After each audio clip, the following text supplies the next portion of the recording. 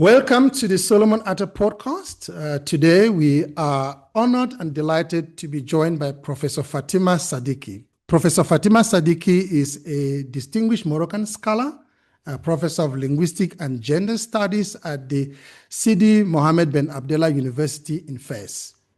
Professor Sadiqi is a founder of Women and Gender Studies in Morocco, as well as a prolific author known for her work on women's and gender issues in North Africa and the Amazigh language. She is also the co-editor of Women Writing Africa, the Northern region. She is a key figure in promoting women's rights and feminist scholarship through her academic work, founding research centers and leading advocacy campaigns. Professor Sadiqi, welcome to the Solomon Atah Podcast. Thank you very much. I'm honored to be speaking today for your meetings and interesting. I really salute your idea very much. Yeah. Thank you. Of bringing academia closer to the larger public. That's very good. Thank you. Thank you, Prof.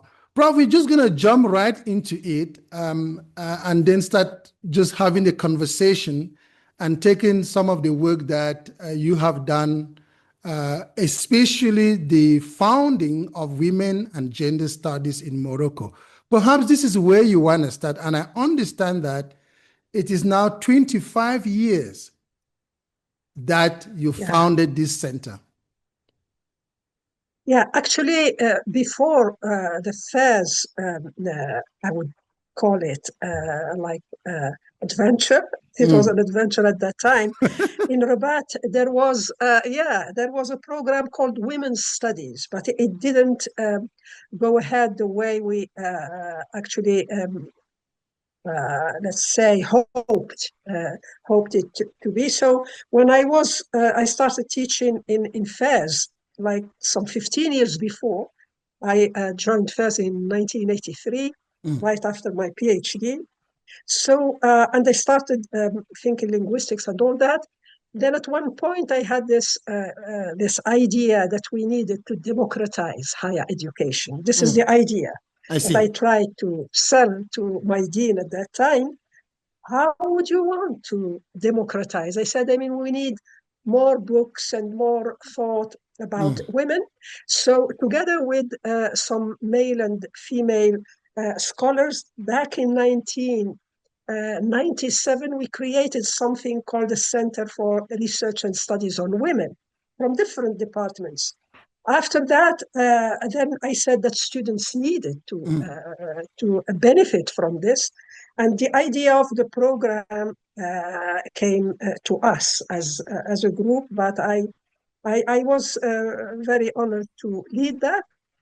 So I presented it to the dean, and we needed the okay of the ministry. All that happened. It was not easy, but now in retrospective, I think that I should thank, the administration of my institution to help me out, because Fez is a rather conservative city. And we had, some of us were conservative as teachers. So it was, I needed to prove that this is worthwhile. So what I did, I'm going to talk about myself, is that when I met the student, first we opened it to male and female students. And as a linguist, I introduced it first in class by saying, listen, there is a book that was written in Arabic in the 11th century by a grammarian called Ibn al-Anbari. And guess what? He named his book The Feminine and the Masculine. It was just grammar, pronouns and so on. But throughout his book, he would say, this is grammar, simply. This would work for male, for anything male. And this would, because gender is a linguistic term. This is for the masculine gender, and this would work for women, animals, and things. Consistently, he would say that. I Xeroxed the page, and they gave it to students, and they said, oh no, why women? So it was just a simple idea, women, things, animals. I said, well, write about it. For me, this is the first work, and it was done by a man. So criticize it, Anyway, that's how I started it. So I'm trying to tell you that I wanted to ground it in our history, in our, epistemological history, that is the history of knowledge in the region. And it worked. It worked. Okay. So we did the same in other, like with theater, because there was a person doing theater at that time, same with sociology. And so we tried to ground gender studies in something that students could understand. And it worked. So I did that. So we had an MA. We had first something that we call DERA. It's a certificate before the MA. Then it became an MA, then a PhD, and it's still up and running, which is good. And our first PhDs were male, by the way. That's something we had very good male and female students. So gender, and it helped also, as I said, democratize the university and bring these big issues and show that it is also anchored in Islam, anchored in things that are meaningful to us in our region, and that it was not a problem to talk about gender. It was not a problem to talk about this and that. And guess what? By the end of the first year, students, came up with topics I would never have dared to mention in class. But that's how things are, yeah. So it's still working. So I wrote a genesis of this. I don't know whether it's published on the net or no, but I explained how all this in detail, how it came about, and the obstacles, but also the joy. Yeah. And we have now, I think, this opened the door to 14 or 15 gender, or even more, gender programs. And also it encouraged colleagues in Algeria at that time and Tunisia to start these things. So it's like a snowball effect that these things usually have in academia. Yeah. It must have been interesting to find out that the first PhD from a center created by a female academic is a man. That must be an interesting aspect. Yeah. That's right. And he never misses an opportunity not to mention it. He also always mentions it.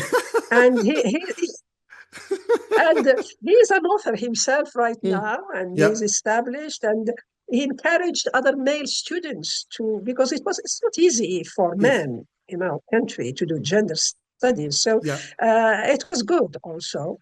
And also we had excellent women gender studies who are now writers also in the field, and some of them are pioneering programs in gender studies. It's men, women, society. That's what's good about gender. And you can put anything in gender studies, women's studies, but there are, we explain also how these things work in our context, because you cannot simply bring other experiences in other parts of the world and just force them on students. It wouldn't work. Yeah. So I'm happy that things are. But we keep an eye on what's universal, what's theoretical. It's very important. So it's global, but at the same time very much focused, because you see, for students to write a PhD, they need to go and do field work. They need to talk to people in fairs. They don't have money to travel abroad or even to other. So they need to be very much linked to NGOs, for example, or artists or whatever. So they need to do this field work in situ where they are. So it's good that in books they read what's happening elsewhere, but in reality, they discover themselves that they need to convince sometimes people that it's important and so on. So we had to have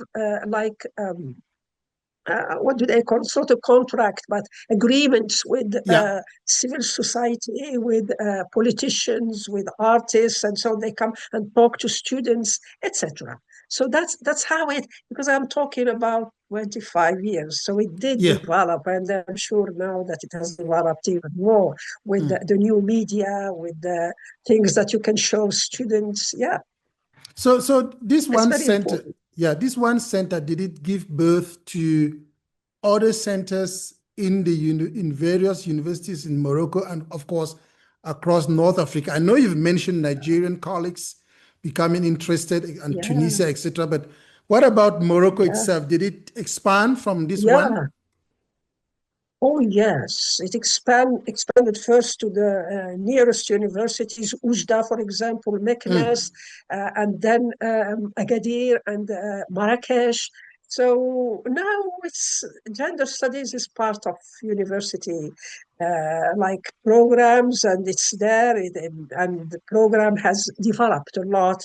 And other programs in other faculties have developed even more sometimes. So and there is a collaboration between people in this field. And this is a source of joy for me personally, since I'm Absolutely. talking about myself today. So Absolutely.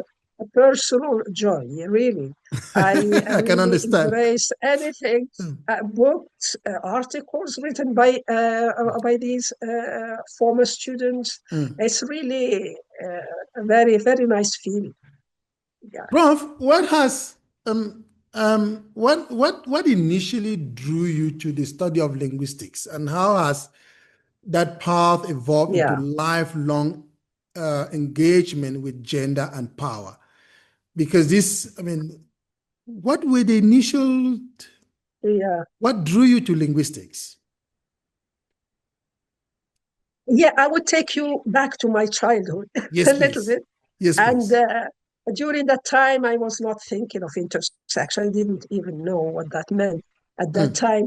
So actually, I am the first woman to go to school in my family. So my big concern at that time was to stay in school, because I see. women of my generation, they got married very young and Mm, dropped off school. That was the norm. I remember, for example, that this is in high school, or is it even in high school, first year, we were only three women, three girls. mm, So it was very important for me to stay in school and to convince my parents and so on. So I had to work very hard. That's one mm, thing. The other thing is that when my father took me to school, this mm. is where things, I think, Okay. looking back, started. When he took me to school, that first year in school, I was, it's not that I was consciously aware of things, but things that challenge you stick in your mind. Mm, Things that surprise you, for example, or enchant you, they stay in your mind. So what drew my attention at that time is that I could not speak Amazigh in school. I see. I was made to understand that I needed Arabic and I needed French at that time. And my Mm, father was military, and we lived in the north of Morocco, so Spanish was also important. mm. So I mean, throughout the years, the primary, secondary, I realized that I needed to hide my Amazigh at that time. I needed to Okay. hide it. And I spoke it in home, in our house. My father, my mother, everybody spoke Amazigh, but it was. But I felt that.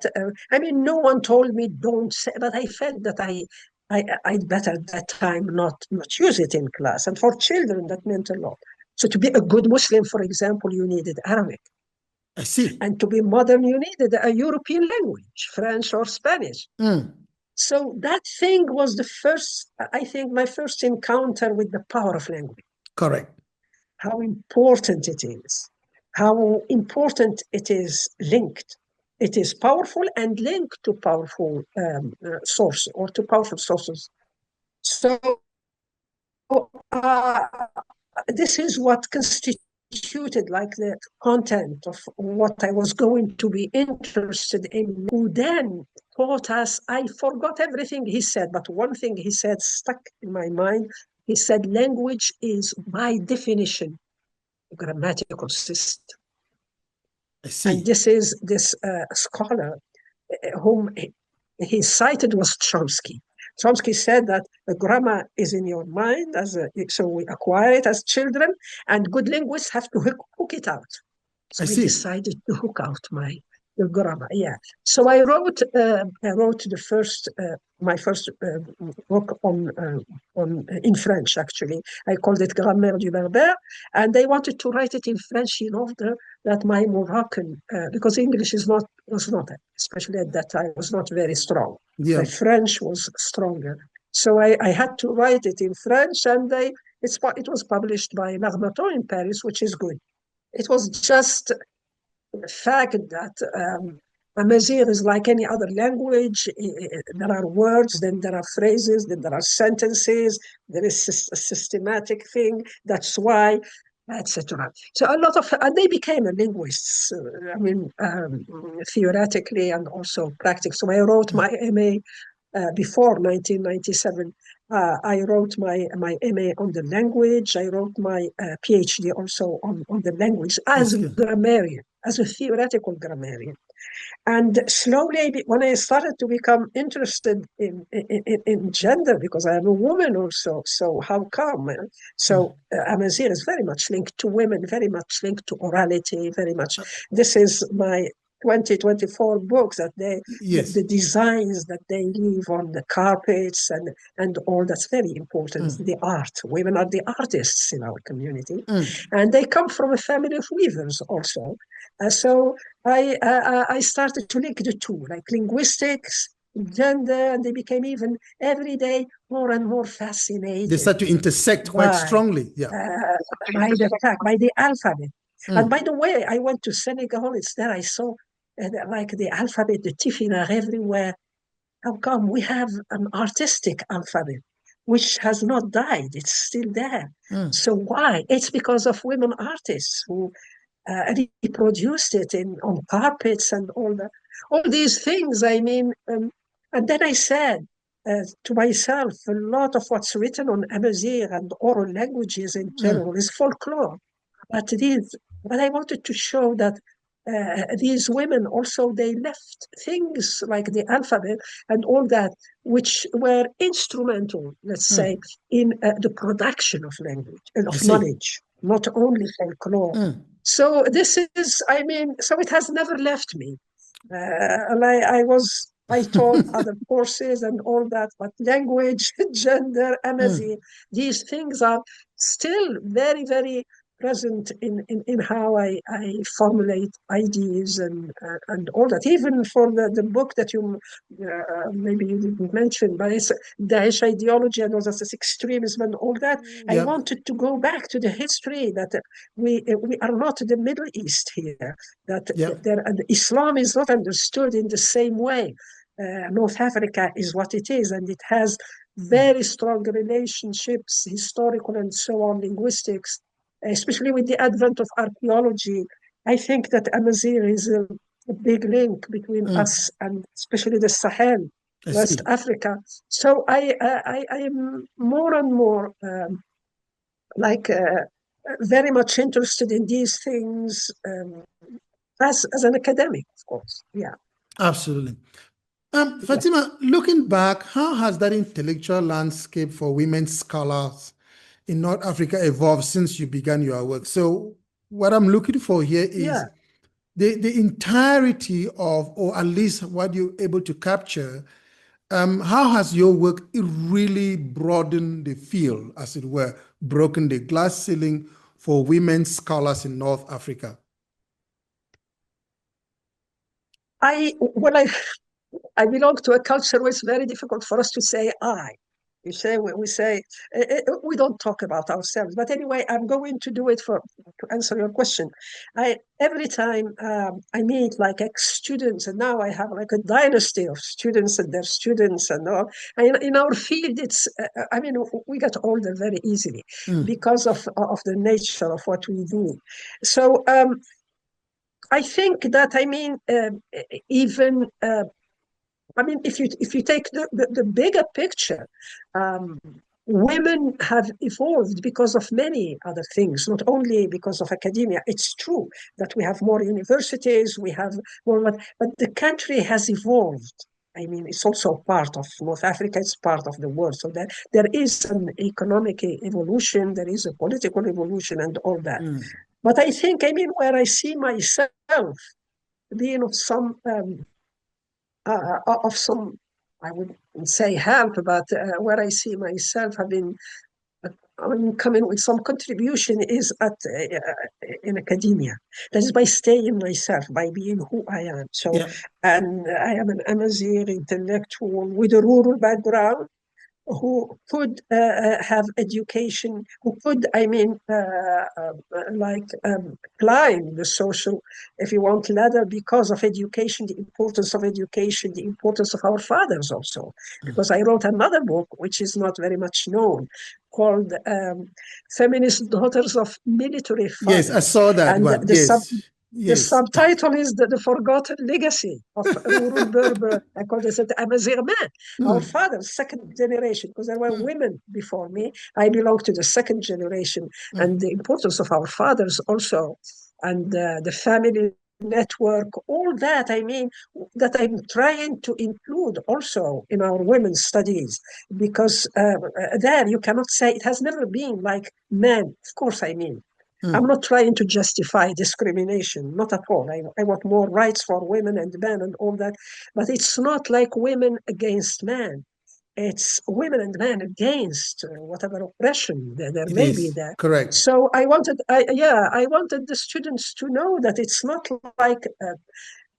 I know the West is also very complex, but in France, that I know best, I think that things started when women took to the streets and asked men for rights.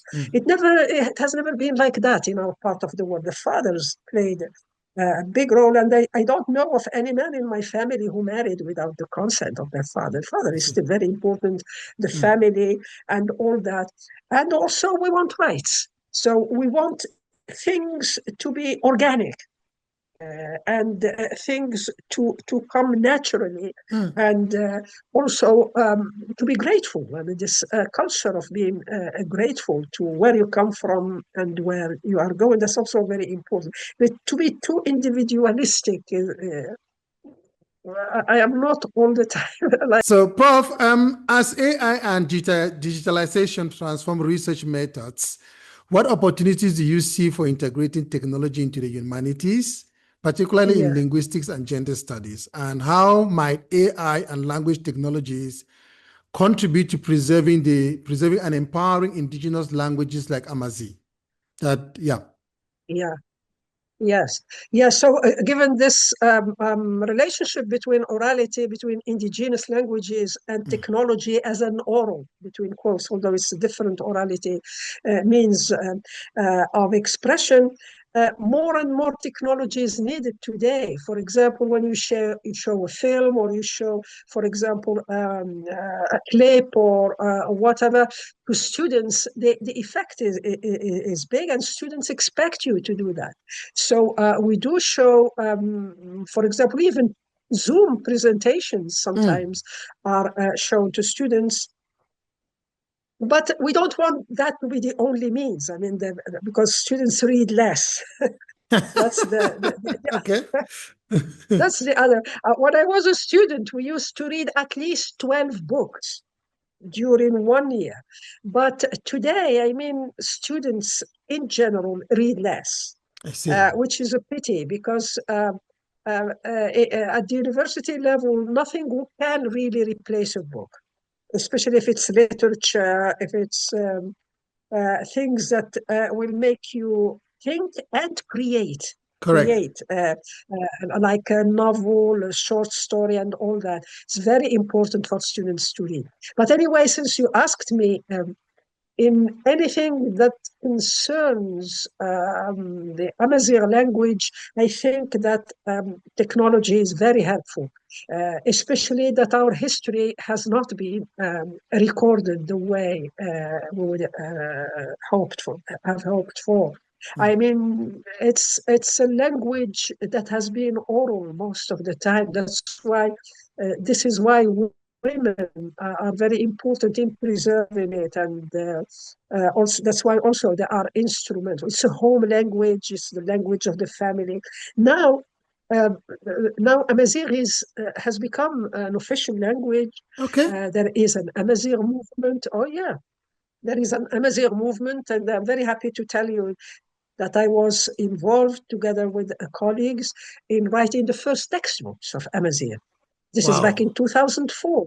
It's just Okay. how you explain, I mean, the books to the pupils, the alphabet, the sentences, the pictures, and they're used. And we have a Royal Institute of Amazigh Culture, which is, and I was, part of the advisory board of this institute, like the people who wrote on Amazigh. And it's now it's no longer a taboo to talk about Amazigh. It was when I first started, but now people are very happy to remember that they have a family member, grandfather, grandmother Amazigh, and they more and more very young people would like. I mean, they like to learn the language. Yeah. And there is something called Amazigh studies now, which is That's like, incredible. Amazigh studies now is becoming bigger and bigger every year in the US and in Europe and here in Morocco. Incredible. Archaeology played a big role in finding out how I mean, old this civilization is, and Is. etc. So people are Absolutely. interested, and they receive more and more requests from students to write their PhDs, and more works, PhDs on Amazigh studies. I So see. where I come in here is not only about the language, but also about the role of women in actually In preserving and language. continuing. Language and anything related there. It's not only folklore, but it's also knowledge of because you see, North Africa is an Amazigh land. I see. I mean, Islam came to North Africa in the 7th century, but the Amazigh, it's like 7 centuries before Christ.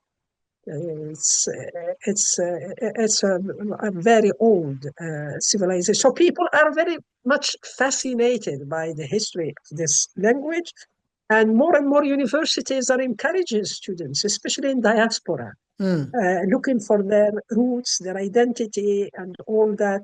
And it does not, I mean, it does not clash with monotheistic religions. Yeah.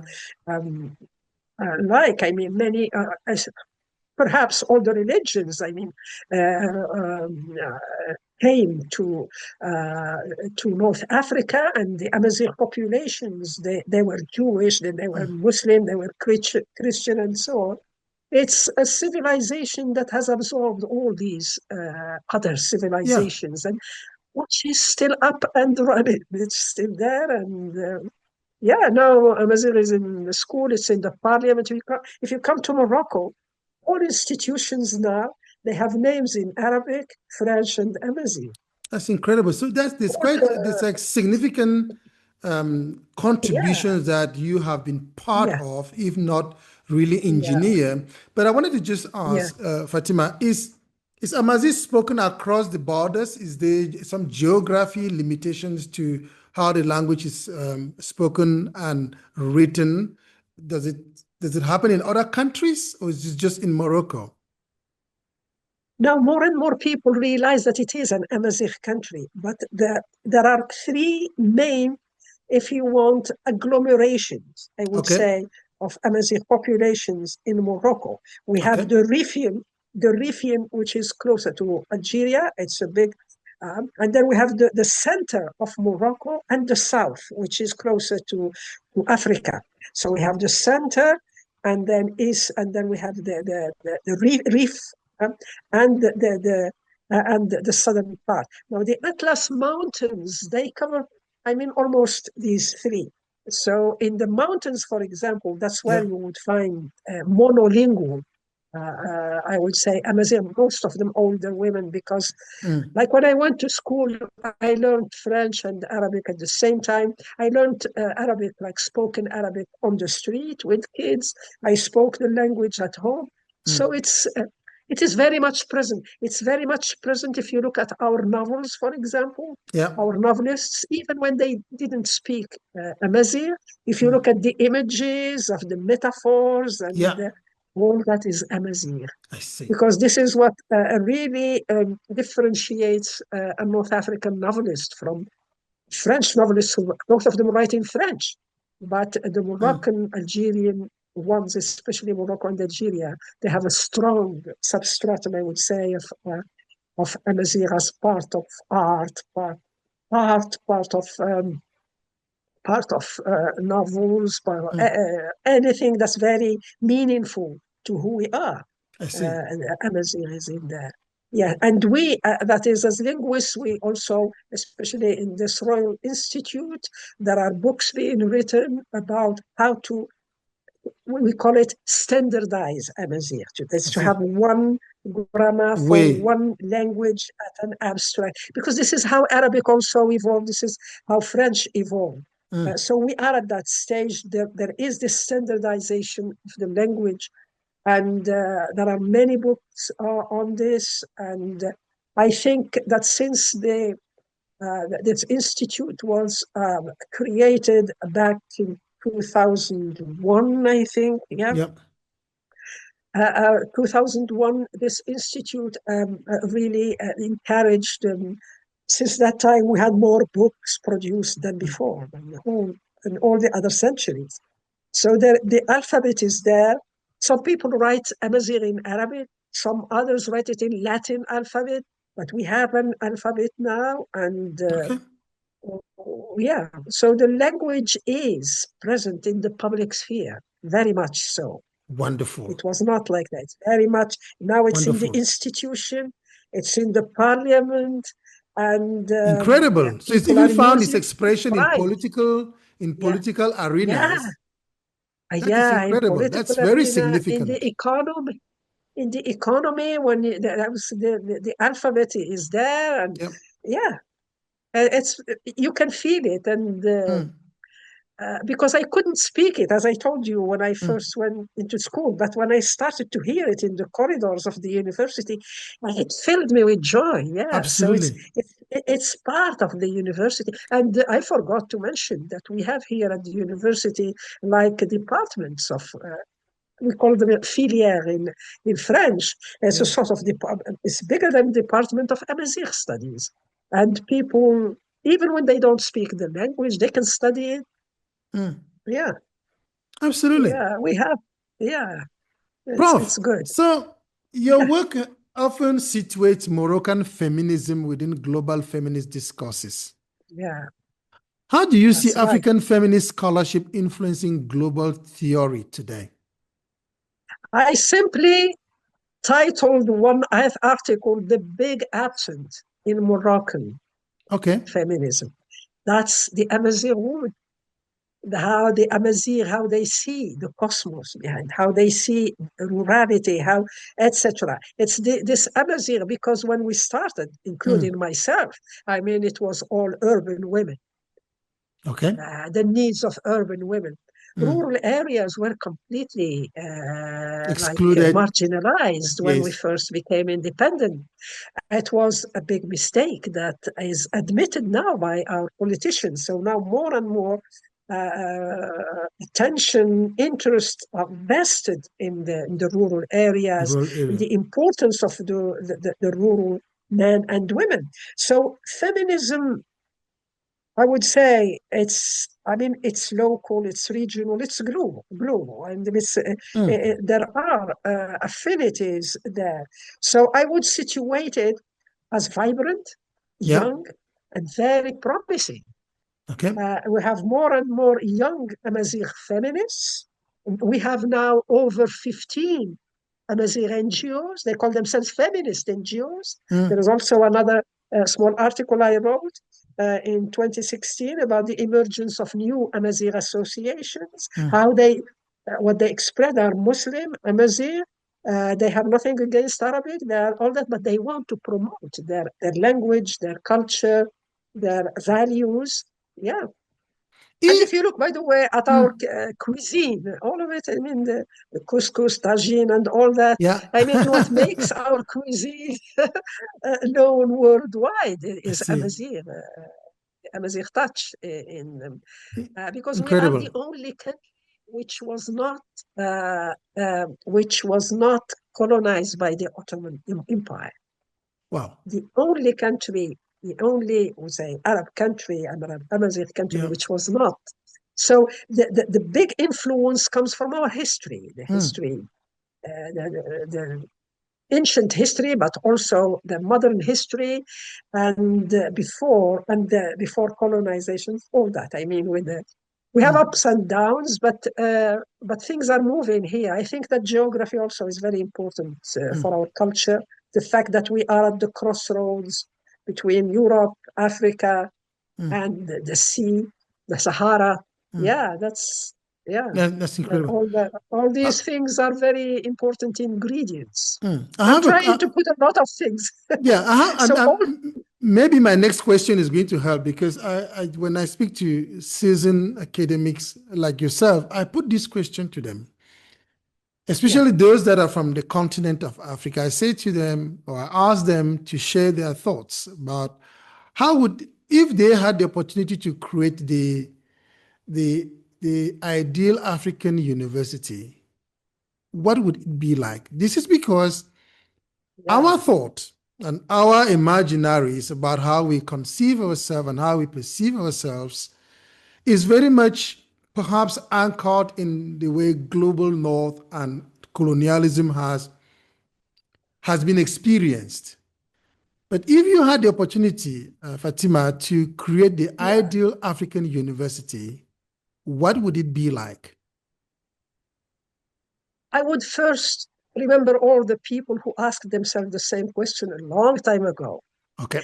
And also the people in the middle, then my generation, then the future generation, all of them trying to decolonize who we are, decolonize our mind, go back to who we are. So the ideal university, because university also comes from universal. Yes. I would say that it would keep its links with the history is what it is, but also enhance the meat, the real, the internal, what makes that university not European, not American. But African. Look at those things that identify it, that define it, and not marginalize them. The packaging, the pedagogy is very important. Even when you present these things to the students, it's very important to present it, as I said, in a very clever way, where you center who you are and then you bring other things there. It's true, we suffered, we did this, but we are at the center. I think it's very important. I mean, and these things, I mean, happened in Latin America, for example, and happened to decolonize the mind. It takes some experience, some thinking to center who you are with pride, with excessive pride, but be very natural. This is who we are. This is why history is important, why archaeology are important, because they give you proofs that you don't have to. We shouldn't be justifying. These are truths. Correct.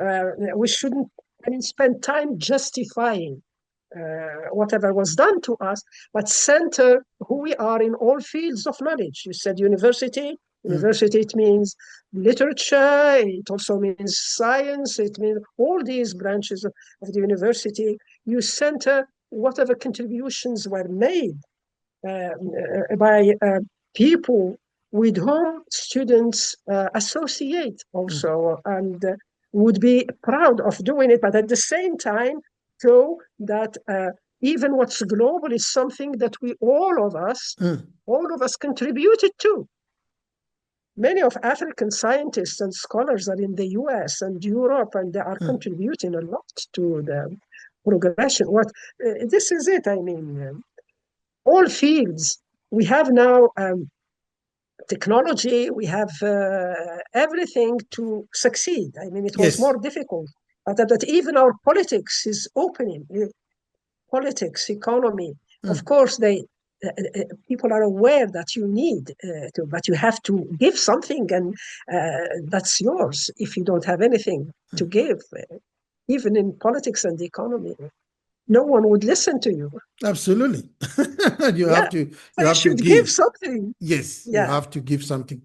What do you and believe is you can give what you have. You cannot give something that that other you don't people have? You have. cannot pour from an empty Yeah, cup, they say. Yeah. no, So, no, what do yeah. you believe is misunderstood or or underappreciated about North African academic and feminist thought in global academia?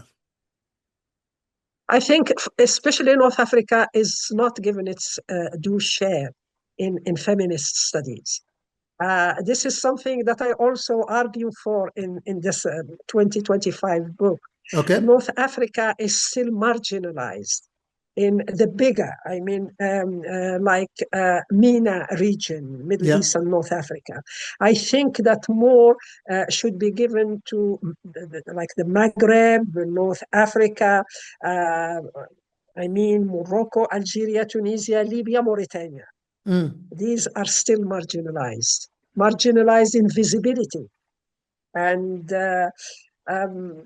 yeah, globally, here again, the power of language. Yeah. Of course, they are known in the French language, but not in the English language. In the Anglophone world, we are very much marginalized. Is that because, And yeah, go ahead. Go yeah, ahead, Fatima. Yeah. yeah, English happens to be the global language, whether we like it or not.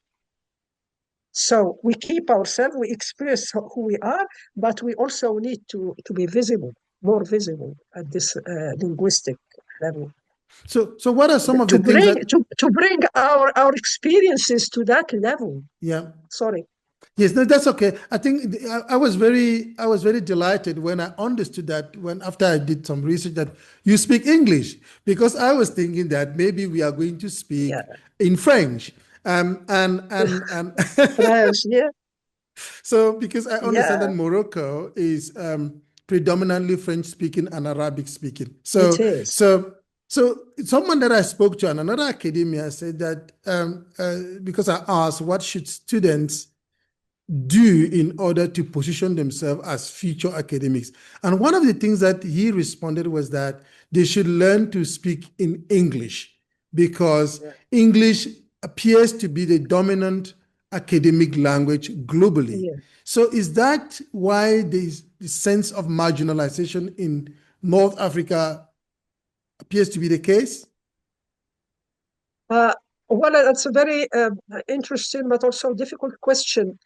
When I pay attention to how my younger students speak, I think that they speak very good English. Now, Okay. this is technology again. They can learn English on their own, Yes, quickly. but yeah. So it's no longer a problem. What I mean by that is that the production of ideas in this part of the world needs to reach the higher spheres where Correct.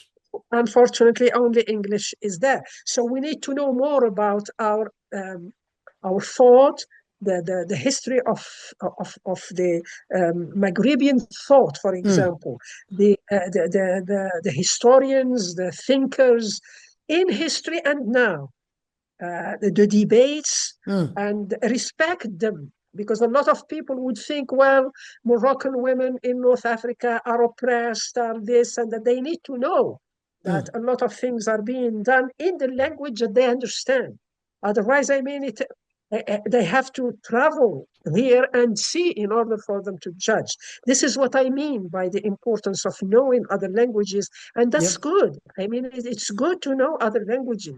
The more languages you know, I think the better person you become, and more open and so on, but not, learning a language by feeling that this is the language which will make you a better person, a richer person, a wealthier.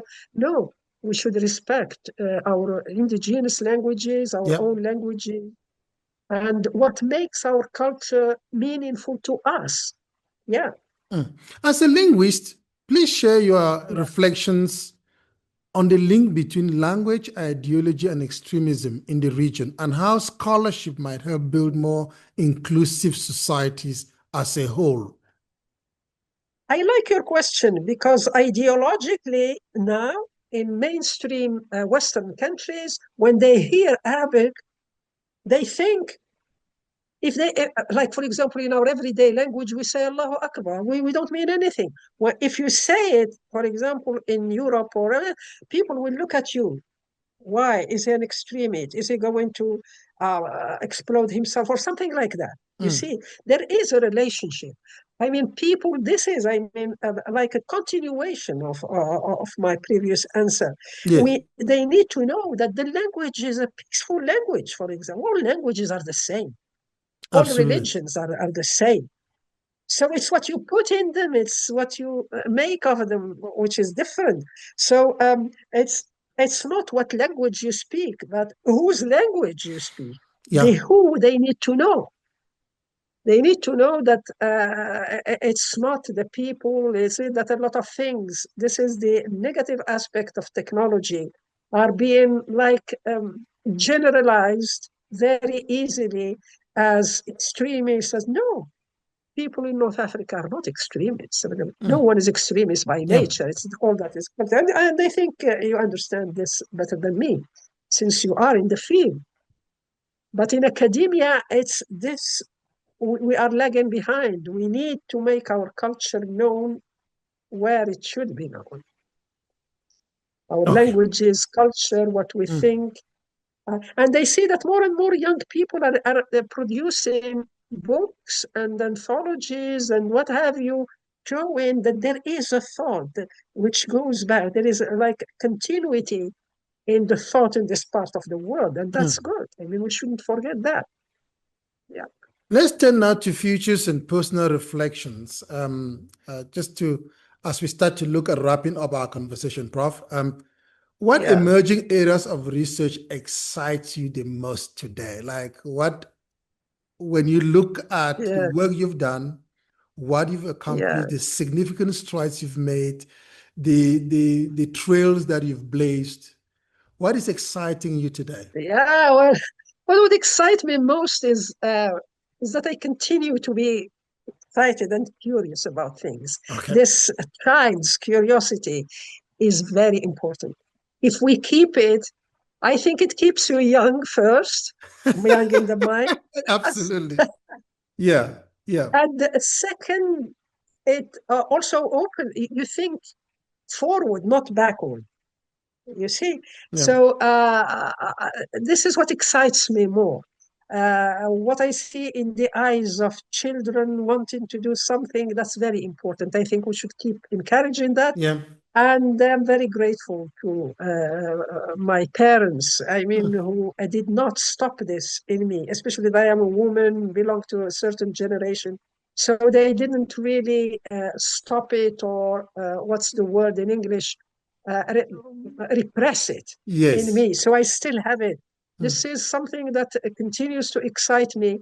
And I express that in the writing of books. So whenever I finish a book, then I say, I keep thinking and ideas come, and that's good. And when you see that your ideas impact the newer generation, your children, your students, that's even more gratifying for you as a teacher. Yeah. Absolutely. You know, when I speak to academics, they say the same thing, Fatima. They say that when you see the almost measurable impact and the way that people are taking your ideas and your lectures and flying literally with it, it gives you the gratification that you cannot get from anything else. And that's actually what makes them, they keep going. So that's something that I have heard quite a bit. Prof, look at your books.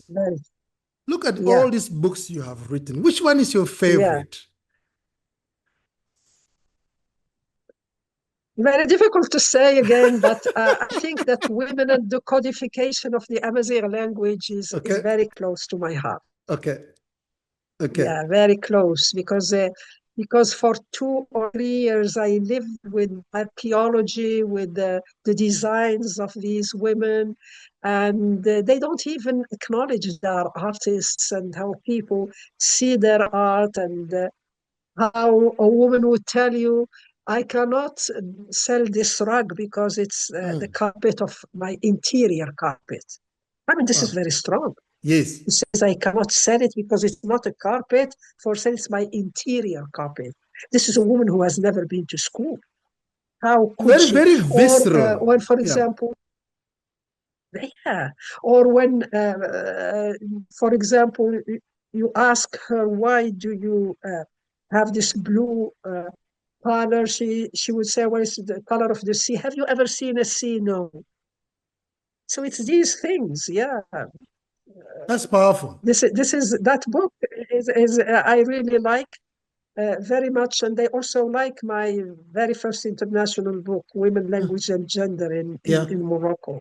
I liked it, because that was a difficult period when I wrote it, but it's something that book actually now is a classic, and this is the book I think that made the ideas there known. It's. I was very happy, for example, when I saw it in Harvard, because I spent 1 year in Harvard, and they found that book there. Yeah, it's incredible. That's something, because then, that's your ideas travel sometimes faster than you. That's good. Absolutely, Prof. Absolutely.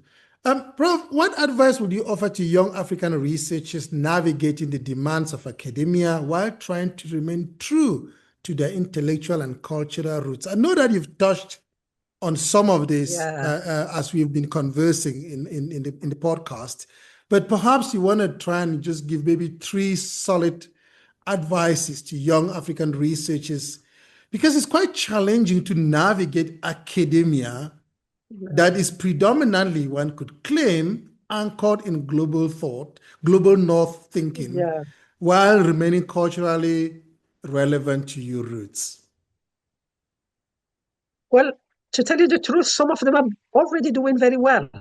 Okay. I think we should continue as African women of all regions to continue to make this African and other things that go with Africa known, and also show that how exciting it is, how important it is, and the many fields that are still untapped.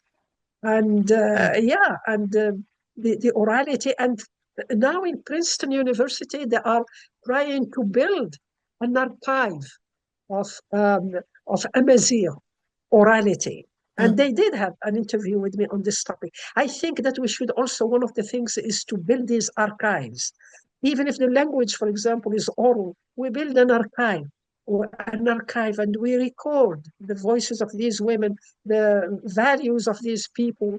And I mean, not to say a good thing about you, like the podcast is a very important thing to do. I think it's it's a way of bridging the big gaps that still exist. Thank you, Prof. Thank you for saying that. No, this is just between parentheses, but I think, I mean, these scholars, they should go ahead, continue. Some of them are really, really working, but they are not heard, as I say. They are not visible out there, many of us. So it's very important to continue the work, the good work. Thank you, Prof. Yeah. Fatima, thank you so much. Thank you. This has been a wonderful conversation, and I look forward to subsequent being in touch with you for subsequent conversations.